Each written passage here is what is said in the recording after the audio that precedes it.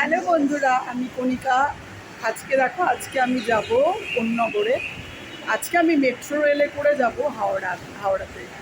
এই মেট্রো রেলটা হাওড়া পর্যন্ত চালু হওয়াতে আমার ভীষণ সুবিধা হয়েছে, কারণ আমি এখান থেকে ডাইরেক্ট চলে যেতে পারছি হাওড়া। অ্যাকচুয়ালি আমি আগে ডানকুনি লোকালে করে যেতাম। ডানকুনি লোকালে যেতে গেলে 1 ঘন্টা ওয়েট করতে হয়, সেটা একটা অনেক বড় ব্যাপার।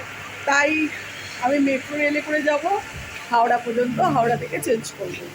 তাই ভীষণ সুবিধা হয়েছে আমার এই মেট্রো রেল চালু হওয়ায়।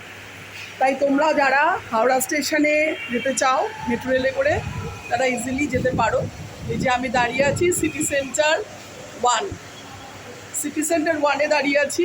এখান থেকে আর কিছুক্ষণের মধ্যেই চলে আসবে এই যে প্ল্যাটফর্ম নাম্বার P2, এখানে আসবে একটু বাদেই train.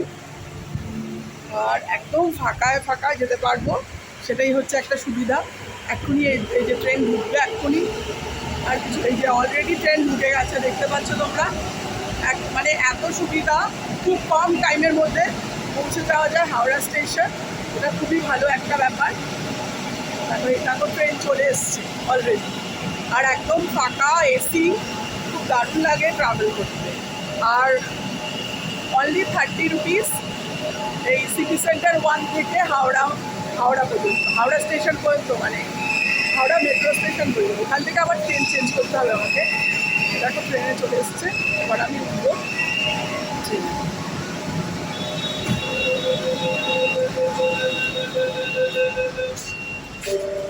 Please stand clear of doors.